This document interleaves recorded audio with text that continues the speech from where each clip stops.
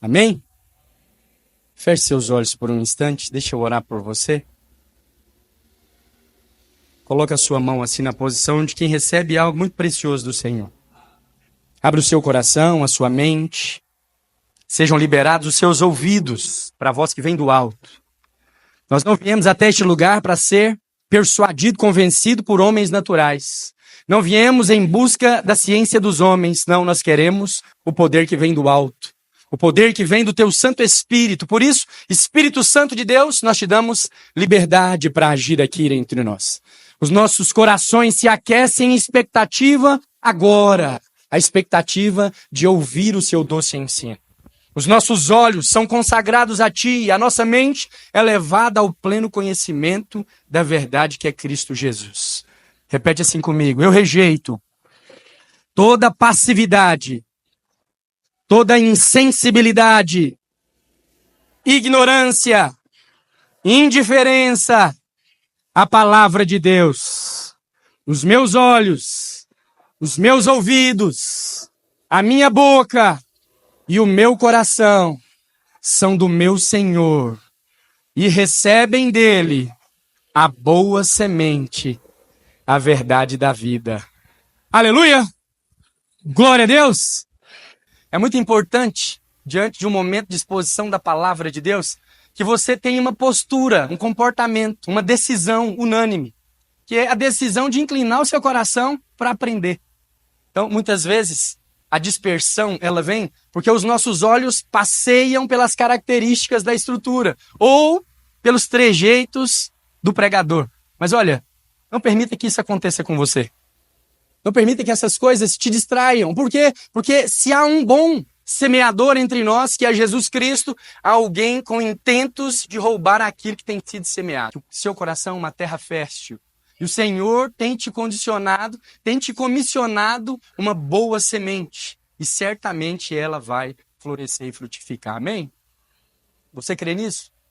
Então a única coisa que você precisa para cooperar com a ação e com a obra de Deus é abrir o seu coração. Fala assim, eu abro o meu coração para o evangelho da graça de Deus. Amém? Projeta, por favor, Romanos, capítulo 10, verso 9. Se com tua boca confessares Jesus como Senhor, e em teu coração creres que Deus o ressuscitou dentre os mortos, serás salvo. A palavra salvo aqui no original é sozo. Ela significa salvação de um risco, de um perigo eminente, significa cura, restituição, restauração, e ela está aqui falando que está condicionada a dois fatores e dois aspectos. Uma confissão a respeito de Jesus como Senhor das nossas vidas e um sentimento íntimo, invisível aos olhos dos homens, carregado no nosso coração. A Bíblia fala que se no seu coração secreto, na sua agenda íntima, no seu interior, o coração muitas vezes na Bíblia aponta para o espírito do homem. Então, se no seu interior, nas coisas invisíveis, você crê que Deus ressuscitou Jesus dentre os mortos e com a sua boca você confessar Jesus como Senhor, será salvo. Nós não conseguimos separar essas verdades em hora nenhuma. Mas olha, há muitas confusões sendo promovidas por falta de revelação no que diz respeito à salvação dos homens. E eu decidi hoje falar com você do desenvolvimento, o progresso da nossa salvação.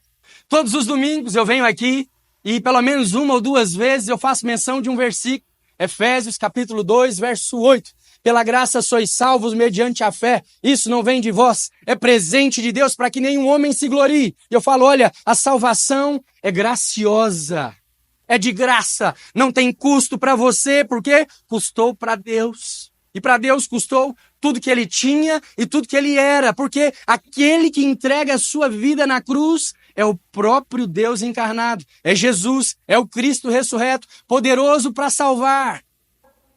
E agora, nessa noite, eu quero falar com você do desenvolvimento dessa salvação. Muitas vezes, por meio do caminho, a pessoa pensa que essa salvação, uma vez nos entregue, ela fica lá estática, garantindo posição para que talvez um dia a fila ande e você possa desfrutar. Mas olha, há uma jornada a ser programada, desenvolvida. Há uma caminhada diante de nós. Existem portas se abrindo, nos desafiando para rompê-las. E aqui a Bíblia está falando. Confesse com a sua boca que Jesus Cristo é Senhor.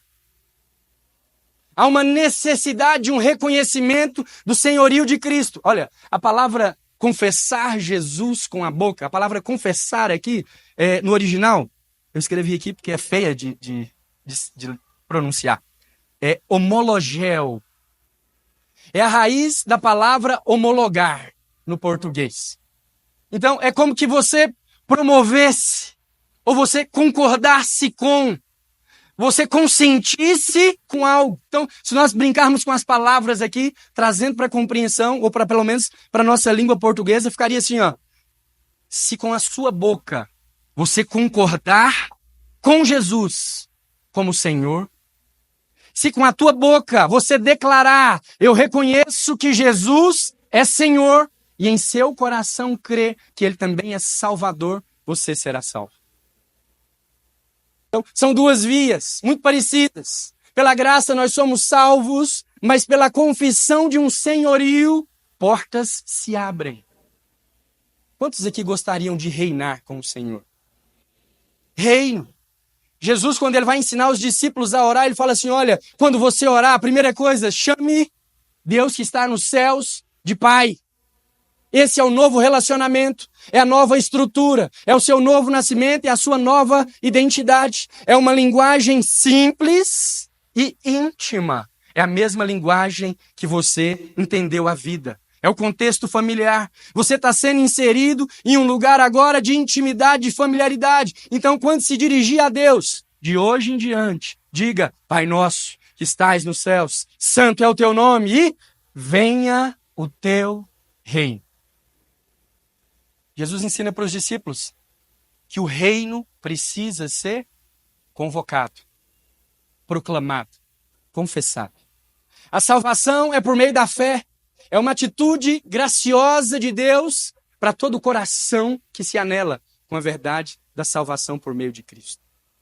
Olha, não é difícil crer que Deus é poderoso o suficiente para ressuscitar Jesus dentre os mortos. Mas para reconhecer o senhorio de Cristo, há muitos desafios.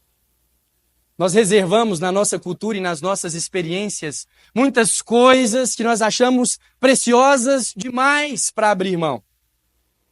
Valorosas demais para nós abdicarmos. Mas olha, a verdade do Evangelho é que o progresso dessa salvação que nós ganhamos de presente, ela estabelece o reino de Deus na sua vida, na sua casa, nos seus relacionamentos e no seu ministério. E não tem outra porta de entrada senão a do senhorio de Cristo. Amém? Foram poucos os amém. Espero que você esteja entendendo. Aí, fala amém.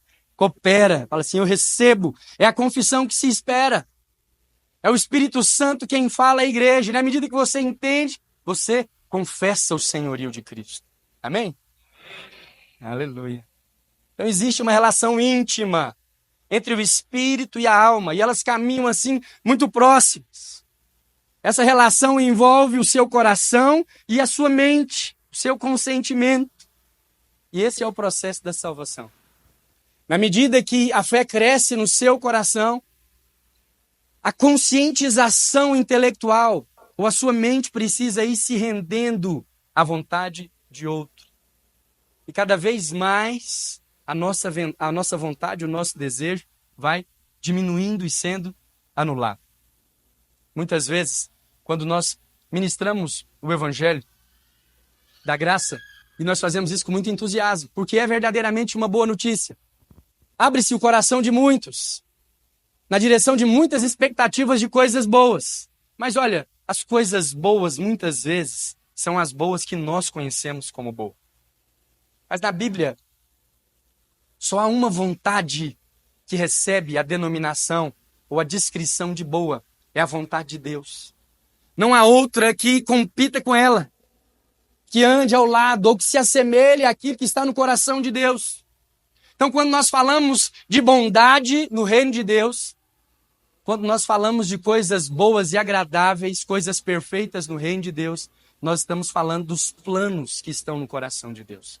E a vontade que está na mente de Cristo. Não passa no entendimento humano. O apóstolo Paulo, no livro de Coríntios, para a igreja de Corinto, ele fala, olha, nem olhos viram, nem ouvidos ouviram, nem nunca subiu ao coração de homens aquilo que o Senhor tem planejado para você. Então, foge o entendimento. Eu sei que o nosso convite aqui é para um culto racional. Você vem de maneira intencional. Você vem raciocinando, eu vou cultuar ao meu Senhor. Mas a fé que abre as portas para o reino de Deus, ela não cabe no entendimento humano. Porque ela coloca em xeque as coisas que nós sabemos. A porta que se abre por meio do espírito da fé vai em contradição à nossa mentalidade. E de repente você percebe que a porta que se abriu para desenvolvimento da nossa salvação é uma porta de desconstrução. Uma porta de quê? Desconstrução. Na semana passada, se você estava aqui comigo, eu falei que nós fomos chamados edificadores. E o nosso chamamento é para edificar casa para Deus. Construtores. Mas olha só, que surpresa. A maneira de construir para Deus é sendo desconstruído diante dos homens. Essa dá a frase para o Instagram, né? Dá ou não dá? Você precisa desaprender, ou pelo menos abrir mão das coisas que você sabe. Crendo que a vontade de Deus é perfeita o suficiente. Provedor o suficiente. Forte, firme o suficiente para te suprir em tudo. Olha, não é fácil convencer os irmãos de comprarem livros, adquirirem cursos, fazerem mentorias. Mas é muito difícil colocar os irmãos para orar. É um desafio muito grande. Na verdade, quando você chega com um problema, quando você chega com uma crise, com uma demanda, diante da sua liderança, diante do seu pastor, do seu discipulador, a sua expectativa é de uma solução. Ele conhece um canal. Quando eu for lá, ele vai falar comigo, eu vou dar um Ctrl+C lá no consultório, lá no departamento pastoral, vou chegar aqui diante dos meus filhos, vou chegar na minha empresa, vou chegar no meu casamento, vou dar um Ctrl+V e resolver o problema. E aí quando eu falo para você assim, tem que orar. Aí na hora, é muito engraçado, porque a postura corporal de quem escuta o conselho da oração é sempre a mesma. É de encorajar o pastor, tadinho, ele não sabe, nem ele sabe, tá vendo? O que Deus está permitindo na minha vida é tão desafiador que nenhum pastor tem graduação suficiente. Aí de repente, no meio do aconselhamento, você percebe o aconselhado tentando te encorajar. Não, pastor, também o senhor não precisa saber de tudo. Aí eu fico tentando corrigir, eu falo, não, eu estou tentando só te encorajar e pela via permanente. Fugir das fórmulas, porque tem um caminho que resolve tudo de maneira eficiente, que visita a mais íntima raiz de todos os problemas e faz com que o seu fruto se purifique, de uma maneira que você vai se surpreender com os frutos de maneira crescente o resto da sua vida, porque são mudanças eternas. É muito engraçado, mas normalmente é isso que acontece, né? Se eu decordo, às vezes a impressão que dá é que no final do aconselhamento, ele vai estar pegando na minha mão e falar assim, pastor, olha aqui para mim. Repete assim comigo. Eu sou filho amado de Deus. Levanta-te, homem. Aí eu fico olhando. É uma alegria. Mas as coisas espirituais, elas não são tão motivacionais. Por diversas vezes, são muitas vezes. Aqui em Santa Helena mesmo. Fazer alguma coisa, não lembro mais qual o departamento que eu estava, graças a Deus, não vou expor, vai que tem algum convidado que é próximo. E a pessoa perguntou assim, o senhor trabalha? Eu falei, trabalho. O senhor trabalha com o quê? Uma instituição religiosa.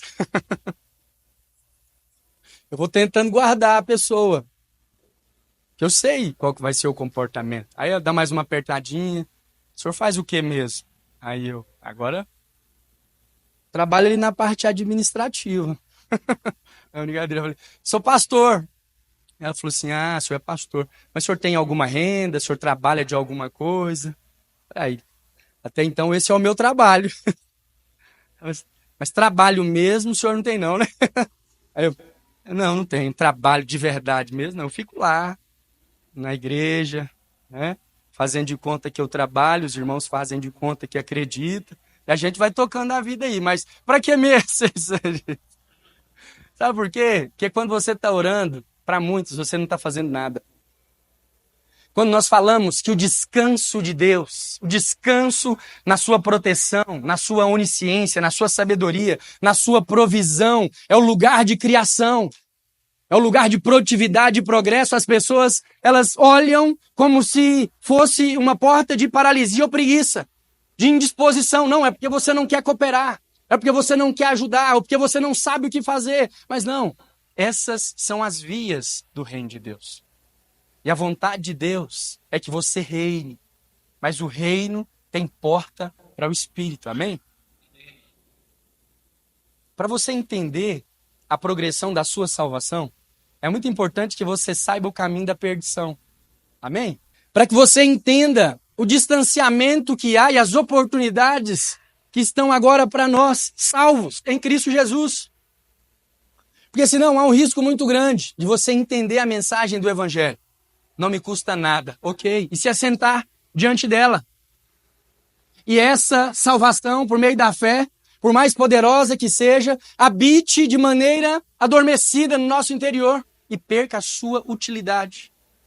O apóstolo Paulo chama esses irmãos que usam a fé dessa maneira leviana e superficial. Eles tornaram o dom de Deus vão. Perderam a recompensa porque não souberam aplicar a salvação que receberam. E olha, qual foi a nossa perdição? Onde foi que nós nos perdemos? Talvez este seja um dos versículos da Bíblia que eu mais leio, uma das passagens que eu mais compartilho aqui, que é Gênesis, capítulo 1, 2 e 3. É Deus criando, o homem caindo, Deus prometendo, e muitas vezes eu falo disso. E hoje não vai ser diferente, não. Amém? Então, para entender a salvação, nós precisamos antes entender a perdição. Em Gênesis, no capítulo 2, verso 17, Deus diz ao homem que se ele comesse do fruto do conhecimento do bem e do mal, certamente ele morreria. E se você segue a história, qual que é a constatação que nós temos? O homem comeu. Deus disse, certamente morrerá. No contexto ali, do pecado e da queda, do acerto de contas entre Deus e o casal, você não vê morte física. Mas você vê claramente Deus tratando com as partes envolvidas no problema, expulsando o homem de um lugar e colocando um anjo como protetor, com uma espada flamejante na porta, para que o homem não entrasse de novo naquele lugar. Então a perdição promovida pelo pecado ou a morte começa a partir de uma posição, de uma separação. Depois da queda, o homem foi separado de um lugar. Ele perdeu um acesso. Aquele acesso fazia com que o homem pudesse ouvir a Deus. Então a perdição, muitas vezes as pessoas acham que é o pecado em si. Mas a perdição é a separação completa do Senhor. É aquilo que nos distancia de Deus o suficiente a ponto de nós não conseguirmos ouvir a Deus. Ouvir a Deus. Então, se a perdição está para o distanciamento e a separação, a nossa salvação, para ser boa, não precisa curar. Não precisa libertar. Não precisa se levantar com sinais, prodígios e maravilhas. Para cumprir com o seu propósito, a salvação de Deus precisa única e exclusivamente nos reposicionar no lugar ideal, na posição a qual Deus projetou para que nós estivéssemos. E a Bíblia fala que, tendo formado o homem, colocou Deus, os dois, em um jardim de delícias para o trabalho. Olha, eu sei que os capítulos 1, 2 e 3 de Gênesis, eles não estão cronologicamente escritos no tempo real que as coisas aconteceram. Mas, evidentemente, no capítulo 2, quando se trata da formação do homem, você percebe que as primeiras palavras de Deus, ditas ao homem, acontecem no jardim. O jardim do Éden é um lugar de comunicação. O homem cai, ele se esconde atrás das árvores, ele tampa o seu pecado, a sua nudez, aquilo que lhe trazia vergonha com folhas de figueira, e Deus vem ter com ele ainda no jardim. A Bíblia fala que na viração do dia, Deus se aproxima e procura por ele. Ele diz assim: aonde você está? A pergunta no Éden, depois da queda, não é: Adão, eu falei para você não fazer. Eu te avisei, o que foi que você fez? O que te deu na cabeça, homem? Não. A pergunta no Éden, após o homem se esconder com vergonha e com culpa e condenação, é: Adão, aonde é que você está? Sumiu da minha presença, saiu de diante dos meus olhos. Então, olha só, há uma expectativa muito grande no nosso meio.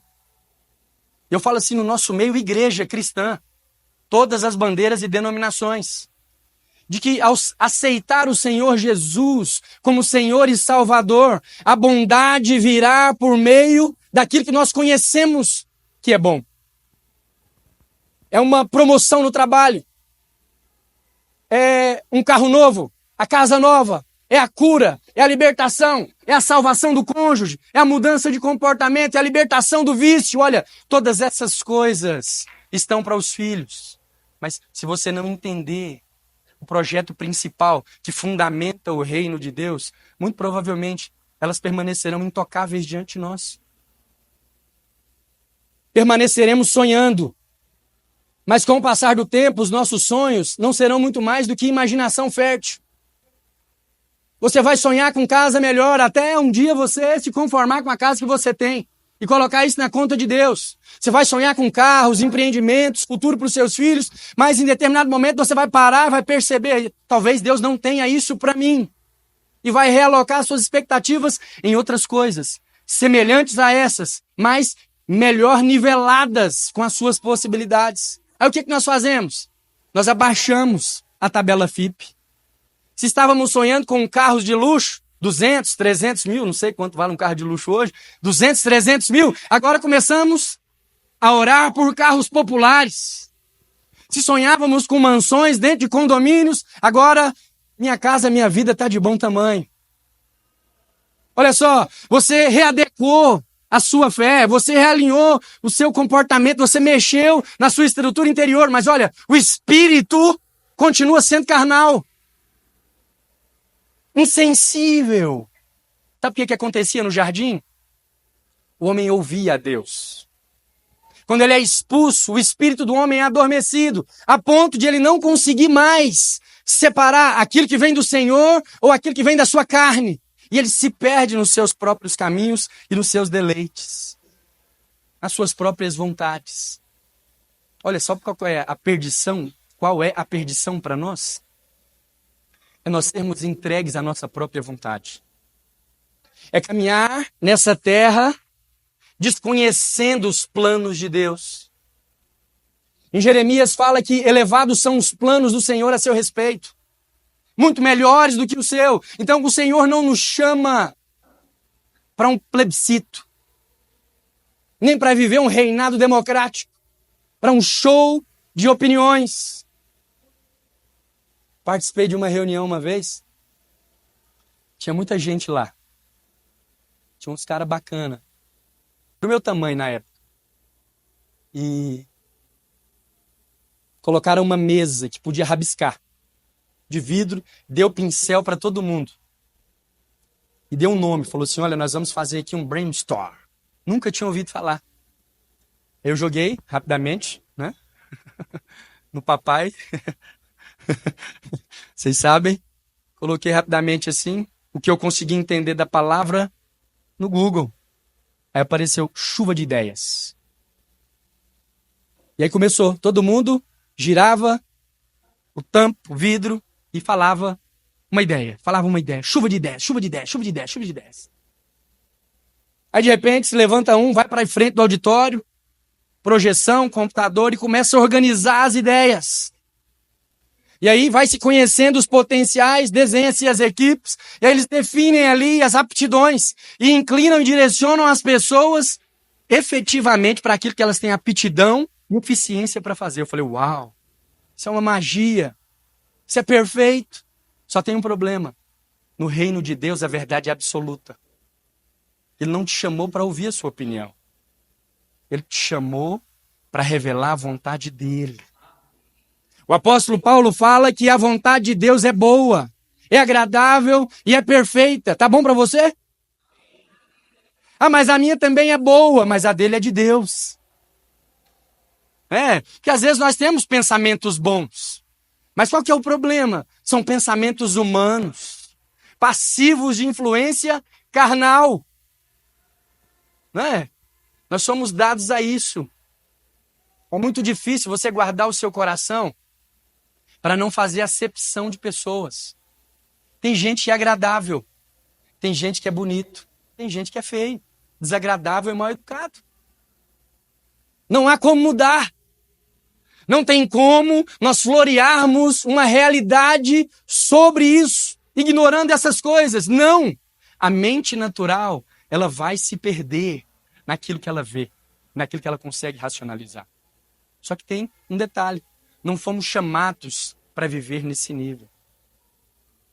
O grande sofrimento da vida de Jesus, projeta, por favor, Marcos capítulo 15, verso 34. A hora nona, clamou Jesus em alta voz. Eloi, Eloi, lama sabachthani, que quer dizer, Deus meu, por que me desamparaste? Olha só, eu escolhi essa versão do Evangelho de Marcos, mas essa fase ou esse momento aqui da crucificação de Jesus está nos outros evangelhos, mas aqui ela está um pouco mais sucinta e mais objetiva. E olha o que Jesus, aquele que tinha ensinado os discípulos a se direcionar a Deus como Pai, faz aqui. Ele não chama Deus de Pai. Ele chama Deus de meu Deus, meu Deus. Na Bíblia, nada é por acaso. Quando ele foi ensinar os discípulos a orar, ele falou assim, olha, agora você não chama mais de Eloi, nem Elohim, nem Jeová, nem El Shaddai, não é Deus Todo-Poderoso. Agora é papaizinho. Estreitou-se os laços. Agora o pronome é outro. O substantivo de trato mudou. Agora você vai na direção de Deus e o chama de Pai. Mas olha só, aqui ele fala assim, ó, meu Deus, por que me desamparaste? Por que você me abandonou? Por que, como disse Davi, por que tirou de mim a sua presença? Por que distanciou-se de mim a sua face? Olha o desespero de Jesus. Tem coisa pior? O bom do interior é que a maioria das famílias são tradicionais. Então os exemplos normalmente casam. Mas tem coisa pior do que você fazer um passeio com o papai e com a mamãe. Ali, você é novinho, 7, 9, no máximo 10 anos. E você fazer uma coisa assim errada na casa de outra pessoa. Seu pai ranger os dentes assim, você vê a mandíbula dele levantando. Aí ele olha pra você e fala assim, ó, quando chega lá em casa a gente conversa. Acabou a festa. Ele não te deu um peteleco. Não falou nada. Ele só falou, vai ter uma conversa. Já passou por isso ou não? Só eu? Sobe uma angústia. Você pensa, será que eu sobrevivo? Não, dessa eu não passo, não. Essas aflições que antecedem a crucificação é muito ruim. A Bíblia fala que dias ou momentos antes da crucificação, Jesus passou por um momento de pressão tão grande, como a de uma prensa das oliveiras, uma prensa de óleo tão grande a ponto dos seus poros saírem mais do que suor, saírem sangue. Quantos aqui já fizeram brincadeiras do tipo assim, ó, você coloca um pano aqui no braço ou na perna, você vai tornicando, até o braço ficar roxo. E aí quando você tira, ninguém fez isso? Vocês não são tão raiz assim, então, não? Às vezes você faz com liguinha no dedo, né? Aí de repente a cabeça do dedo fica assim, quase que negra. Sangue paralisado. É quando você tira, tem uma mancha Mas em lugares mais sensíveis do corpo também, aglutina-se sangue. Por causa da pressão. Se você mantém aquela pressão naquele lugar e o sangue não vai encontrando vias de circulação, sabe o que acontece? Ao invés de sangue nos poros da região pressionada, ao invés de suor, sabe o que sai? Sangue. E no Getsêmani, a Bíblia fala que Jesus sofreu tamanha pressão, ao ponto de sair sangue dos seus poros. Sangue pelos ouvidos. Você consegue imaginar? Se não, vou te dar a receita. Você pega uma liguinha de pamonha, passa aqui no comecinho do dedo e vai enrolando. Quando chegar assim no meio do dedo, você para e fica olhando. Quando começar a roxear e latejar, aí você vai ter assim, um vislumbre do que eu estou te falando. Amém? Amém não, não precisa fazer isso não, é só uma brincadeira. Não faça isso, não precisa. Mas a pressão foi tão grande que fez Jesus sangrar pelos seus poros. Uma pressão muito grande, uma aflição muito grande. Por quê? Porque tinha algo muito grande para ser feito logo adiante. Eu nunca sofri uma pressão a ponto de sair sangue pelos meus orifícios. Nunca senti tamanha pressão sobre mim a ponto de sair algum tipo de excremento do meu próprio corpo. Ser pressionado desse jeito, não. Olha, eu já fui pressionado ao ponto de falar um palavrão. Ao ponto de sair correndo de um lugar, ao ponto de tentar agredir, tentar salvar, fazer alguma coisa instintivamente, mas não é esse ponto. E olha só, não foi essa pressão que promoveu um clamor nos lábios do Senhor. Diante de um cenário de pressão assim, tão grande, talvez insustentável para um homem comum, ele falou assim: seja feita a sua vontade, seja manifesto os seus planos, seja realizado aquilo que apraz no seu coração. Mas lá na cruz, quando o sonho estava sendo realizado, ele clamou, ele gritou. É um grito de socorro, é um grito de desespero. Sabe quando é que Deus faz isso? Quando ele percebe que o pecado da humanidade o separou de Deus. Jesus tinha plena revelação de que a pior coisa que lhe sucederia não eram as chicotadas, não eram as traições. Às vezes nós vemos os filmes e nós ficamos ali presos na traição de Judas, na covardia dos discípulos, no abandono, na dureza do exército romano, executando juízo literalmente nas costas do nosso amado Jesus. Mas olha, nenhuma daquelas coisas impressionavam tanto os olhos de Jesus quanto uma possibilidade de que por alguns instantes, algumas horas, ele tivesse que viver a sua vida separada de Deus Pai. A Bíblia fala que Jesus desceu à mansão dos mortos e ressuscitou porque a morte não pôde detê-lo. Não havia pecado, não havia transgressão. E para todo aquele que crê, o Senhor deu uma condição. Ele deu poder de ser reconciliado com Jesus. Quando nós falamos de salvação e quando nós pregamos salvação, nós verdadeiramente estamos pregando o reino de Deus. Estamos sim promovendo os cristãos a experimentarem o melhor dessa terra. Mas a base e o princípio da fundamentação de todas as boas coisas que nós vamos experimentar é o Espírito Santo de Deus. Essa é a verdadeira riqueza. Se nós não conseguirmos estabelecer o Espírito como via de comunicação e entendermos que se a perdição é separação, a salvação é proximidade, é intimidade, é relacionamento, nós não avançamos e não experimentamos a boa, agradável e perfeita vontade de Deus. Deus não nos tirou do império das trevas, do inferno e da condenação para te dar carro novo só. É muito pouco e é muito pequeno. Ele não tirou de lá para libertar você do vício, ou para te poupar de outros erros e outros vexames, outras exposições que você já sofreu nessa terra. Não, é muito mais do que isso. Ele te tirou do império das trevas, te trouxe para o reino de luz, para mostrar para você o coração do Pai. A riqueza dos planos, o futuro que Ele sonha para você. E os planos que Ele tem. Olha, você não vê grandes homens da Bíblia acumulando muitas coisas nessa terra. E nada contra as coisas acumular. Eu acho que nós temos que acumular riqueza aqui. Sim, não tenho problemas com elas. Mas as riquezas em si só é vaidade de vaidades. Mas é riqueza financeira, a prosperidade, as posses ganham potencial e força ministerial, impulsionam o progresso da obra de Deus quando elas encontram um firme fundamento, quando elas encontram um homem e uma mulher em estado de progressão, desenvolvendo a sua salvação. Quantos aqui lembram do ministério de João Batista? João Batista tinha uma pregação muito específica: arrependei-vos, é chegado o reino de Deus. Ei, raça de víboras, arrependei-vos, é chegado o reino de Deus. Por que a pregação de João Batista é essa? Uma pregação de arrependimento. Por que ele não prega salvação? Sabe por quê? Porque João, o Batista, quando ele vê Jesus passando, ele fala assim: esse é o Cordeiro de Deus que tira o pecado do mundo. João foi dos primeiros a perceber que a mensagem não precisava ser mais aquela de que um Salvador viria, porque o Cordeiro estava no meio deles. Ele com seus olhos naturais viu: esse é o Cordeiro que opera a salvação, eis o Cordeiro de Deus, aquele que resolve o problema do pecado. No entanto, arrependei-vos, porque é chegado o reino de Deus. A pregação de João Batista não é uma pregação que convida as pessoas para aceitarem o Cordeiro. Ele olhava para o Cordeiro e via: ele vai salvar.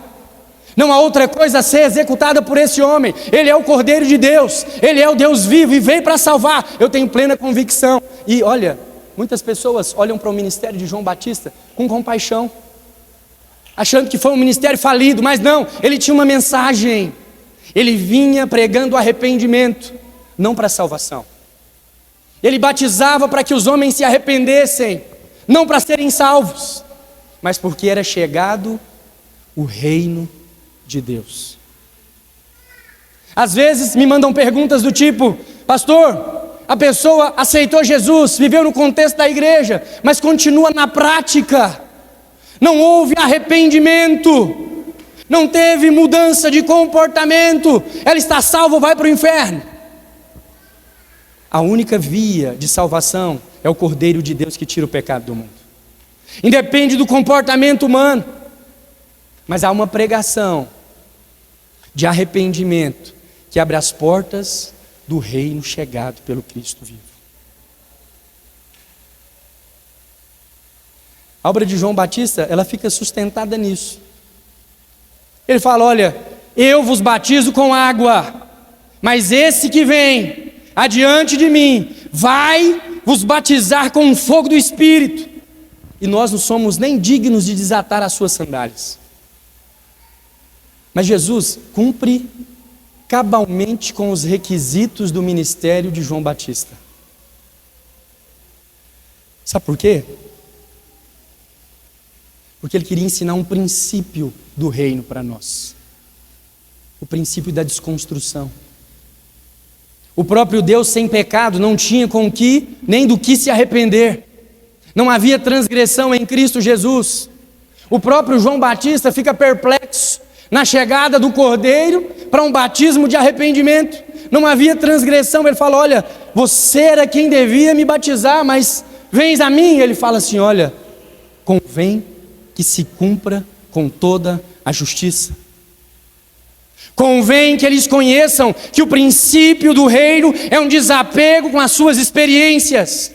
É uma linha que você tem pregado. Ei, João, a voz que clama no deserto: arrependei-vos, é a porta de entrada para o estabelecimento do reino de Deus na terra.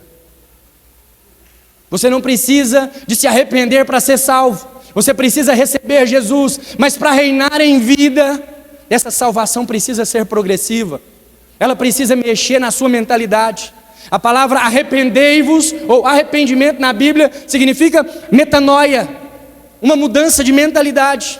Você pensava e os seus pensamentos iam nessa direção, mas agora houve luz e você percebeu que essa direção não era a melhor. Agora você se arrepende desses caminhos, muda a sua mentalidade e ruma a sua vida para a eternidade. Isso é o reino de Deus. E Jesus fala assim: olha, para entrar no reino, nós temos que nos submeter, subjugar aquilo que nós já aprendemos. Jesus, quando ele aparece para os discípulos ali na beira do mar do Tiberíades, eles não tinham pescado nada, mas eles eram peritos no que faziam. Barco não era púlpito, não era igreja, não era lugar para pregação, não era lugar para ensino. Mas o que ele faz? Me empresta o barco para fazer um culto. Os caras estavam cansados, abatidos, sobrecarregados, não tinham conseguido o sustento, preocupados com o que iam comer, e aparece um pastor para pisar na marmitex.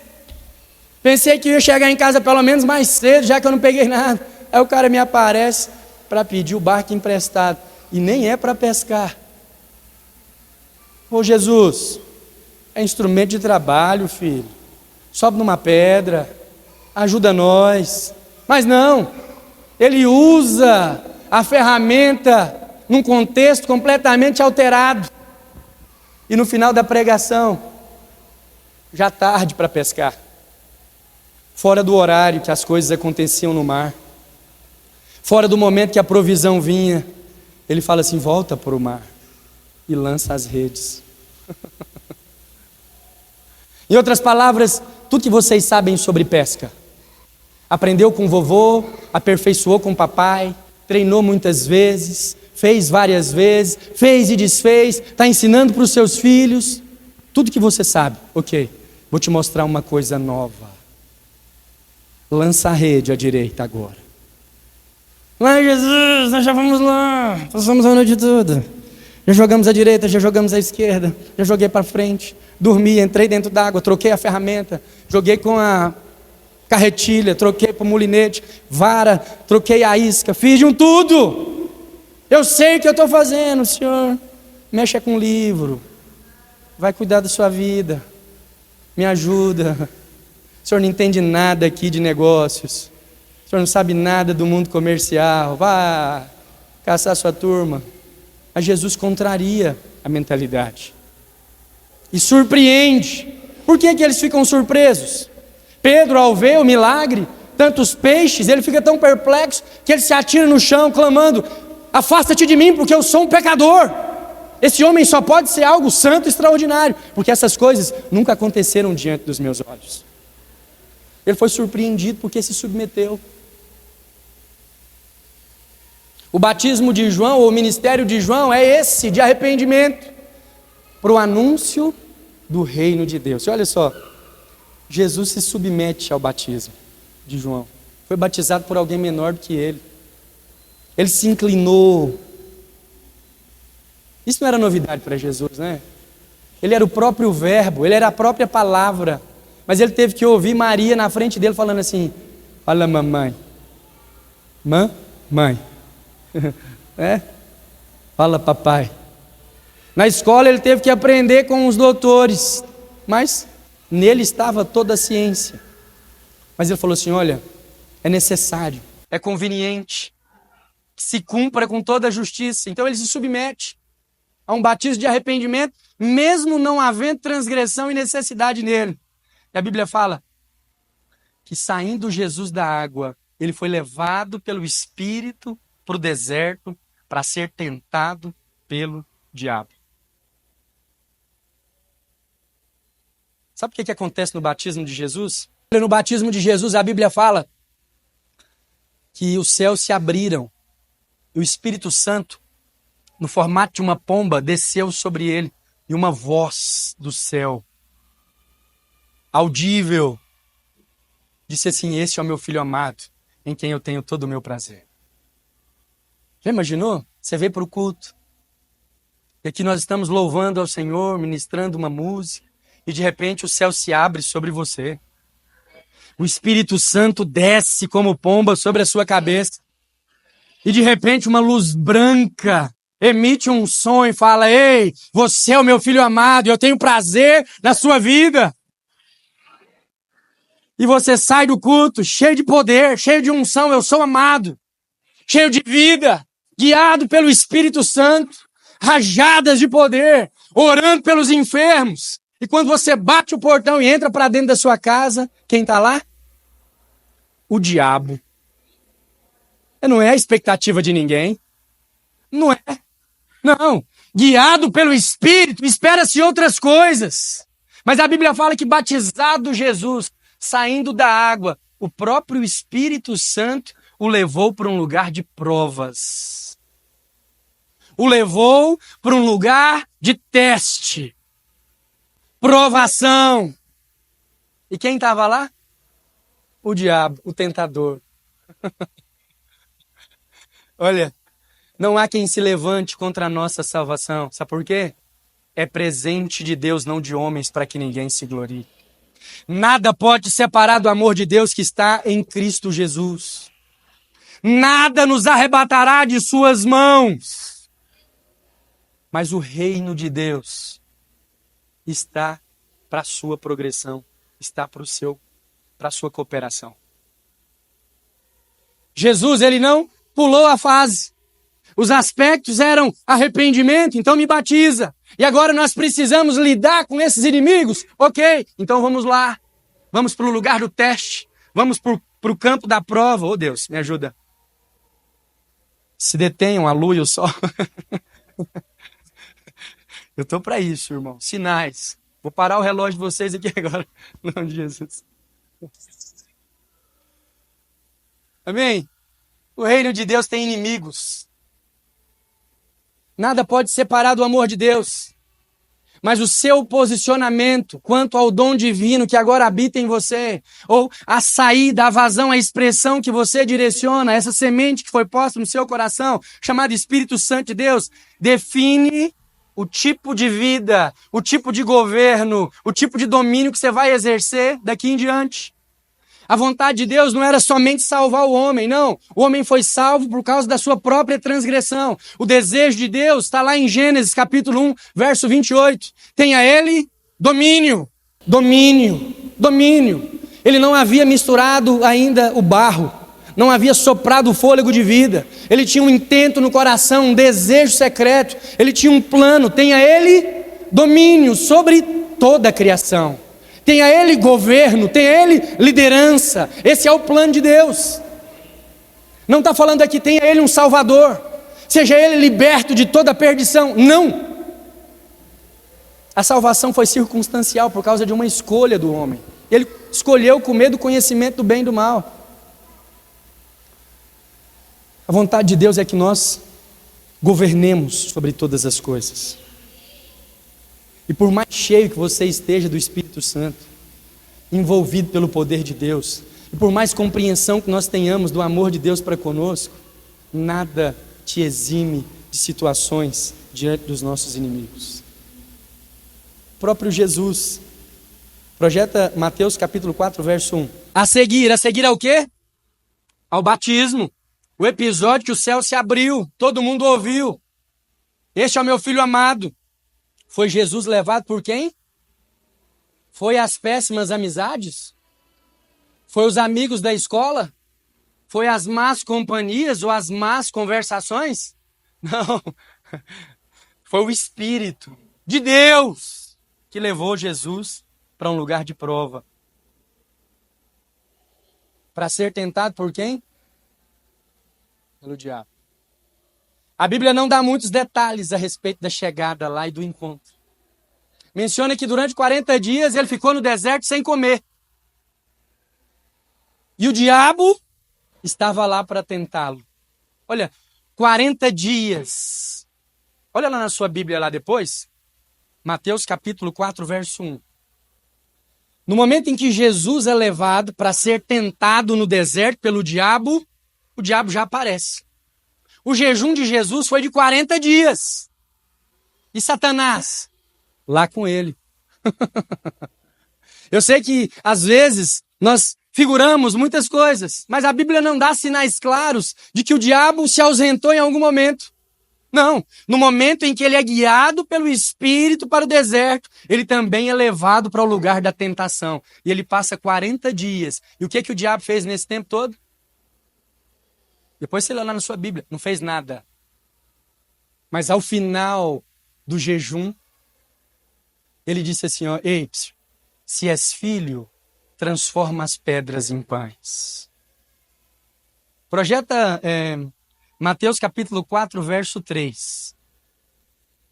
Mateus 4:3. Então, o tentador, aproximando-se, lhe disse: então, já que estar com você não foi o suficiente, mostrar aqui a minha capa vermelha tridente, aparições sombrias, visões de vulto, durante esses 40 dias não foram suficientes, então ele mudou a estratégia.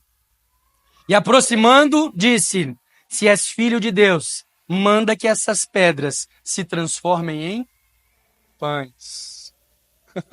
Aqui, ó, a tentação mudou de nível. O que acontece entre os versos 1 e 2 de Mateus capítulo 4, não tem relatos porque não teve evidência.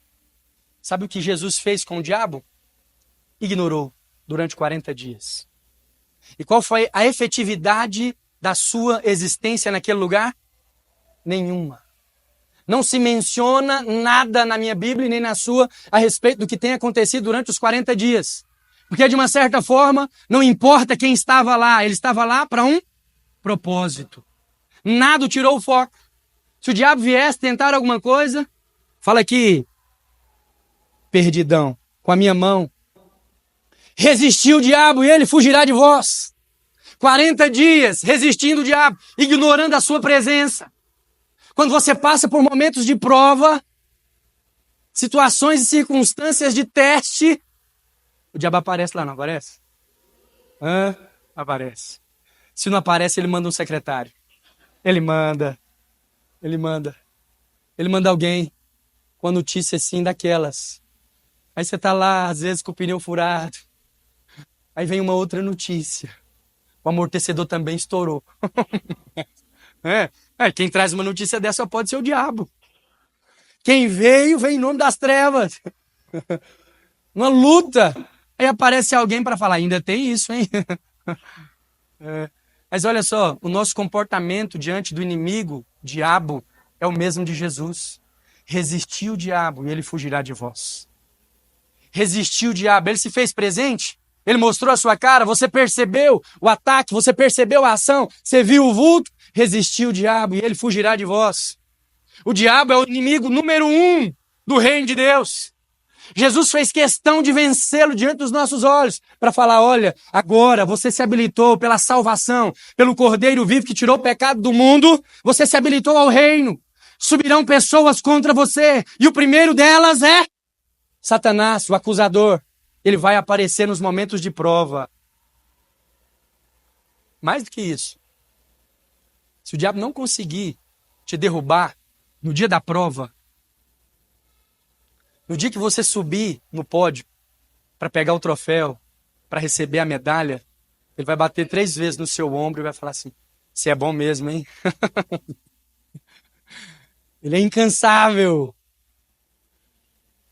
Mas como é que nós vencemos esse inimigo? Ignorando, resistindo. Porque a Bíblia diz que se nós resistirmos o diabo, ele fugirá de nós. E agora ele vem no verso 13, fazendo 2 tentações. Primeiro ele fala, transforma essa pedra em pão. Se és filho, transforma isso aqui em comida. Você está com fome. Ele coloca a identidade em xeque por conta de uma necessidade. E quais são as necessidades evidentes aqui? Porque o outro cenário, ele leva Jesus num alto monte e fala, arremessa-te daqui. Que aos seus anjos ele dará a ordem de amparo. Mas você está aqui, 40 dias desamparado, comigo no deserto. Desamparo, a necessidade fisiológica de comer. E uma sensação de que você está sozinho. Já passou por uma sensação assim? Encurralado por todos os lados, se você não consegue encontrar refúgio, não tem uma voz amiga que te dá um alento, que te dá uma solução, que te dá um abraço, você se sente sozinho, desguarnecido, desamparado. Olha, e o diabo aparece para Jesus, para pôr em xeque a sua identidade diante das necessidades, fome e desamparo. Me sinto tão sozinho, nem a minha esposa apoia as minhas decisões. Cadê os meus discípulos para me ajudar numa hora dessas? Cadê o meu marido do meu lado? Cadê o meu pastor? Uma palavra de conforto? Cadê desamparo? Fome transforma a pedra em pão. O primeiro inimigo é o diabo. O segundo são as necessidades carnais. Aquilo que nós temos por prioridade lícita. Amparo, proximidade, companhia, suporte, são coisas que verdadeiramente o homem natural precisa. Comida nem se fala. E o diabo vem e lança semente. Olha, Jesus nunca foi testado na carne. A carne é para nós. Jesus não. Da mesma forma que ele não precisava se arrepender, mas se submeteu ao batismo de arrependimento, ele também passa por essas provas, não porque havia tentação carnal nele, mas para nos mostrar o caminho do reino de Deus. E ele vence pela palavra. Ele foge da tentação das necessidades, ele se esquiva da necessidade de aprovação e de acolhimento dos homens. Eu tenho um Deus que clama dos céus e declara com voz audível que eu sou amado, isso é o suficiente. Não só de pão comerá o homem, eu tenho uma palavra que é sustento. Eu sou sustentado por algo superior. E as portas do reino se abrem para Jesus. O diabo leva agora um alto monte e mostrou todos os reinos do quê? Reino do quê? Isso, os reinos do mundo. E a glória deles. Fama, prestígio, sucesso, reconhecimento. Ele falou assim, olha, eu os darei, se prostrado me adorar. Te darei fama, reconhecimento, recursos e todas as coisas. Uma coisa só basta que você faça. Se prostre diante de mim, que sou o Senhor de todas elas. Então a terceira tentação é a tentação do mundo. E o mundo aqui não é o cosmos, não é a terra que produz, não é o ar que nós respiramos e nem é a humanidade, nem são as pessoas. O mundo aqui é a ideologia, arquitetada, esquematizada para produzir em favor de uns e para descrédito de outros. Se você olhar para a repartição das riquezas na face da terra ou no mundo, você não vai achar justiça entre elas. Sempre vai haver alguém levando vantagem sobre alguém. A raiz ou a fonte de todas as riquezas deste mundo são iníquas, reflexos de vaidade. Esse é o esquema do mundo. E o diabo leva Jesus para mostrar os reinos e a glória dos reinos deste mundo. E fala, se prostrado me adorar, certamente, tudo será seu. A porta se abriu, hein? Fama, os reinos deste mundo. Uau!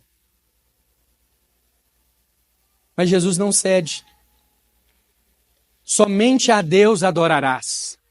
Somente ao Criador nós tributaremos amor. Somente a Ele refletiremos ou responderemos em amor, porque de tal maneira Ele nos tem amado. Então, olha, diante do diabo, ele resistiu. Diante das tentações de necessidade, embora lícitas, ele fugiu. E diante das tentações intelectuais, culturais, filosóficas deste mundo, ele venceu amando mais ao Senhor. Somente o Senhor adorarei.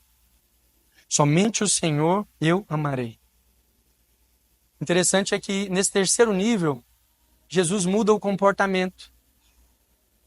Ele manda que o diabo se retire. Acabaram os testes.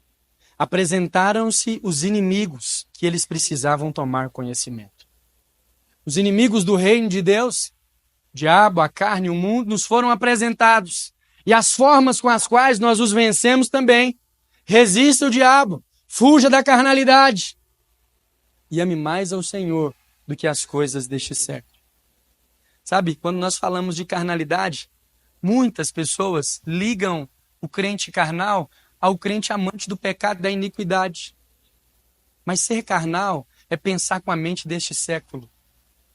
É levantar conclusões a respeito do mover de Deus com base nas coisas que nós percebemos e não com uma visão profética.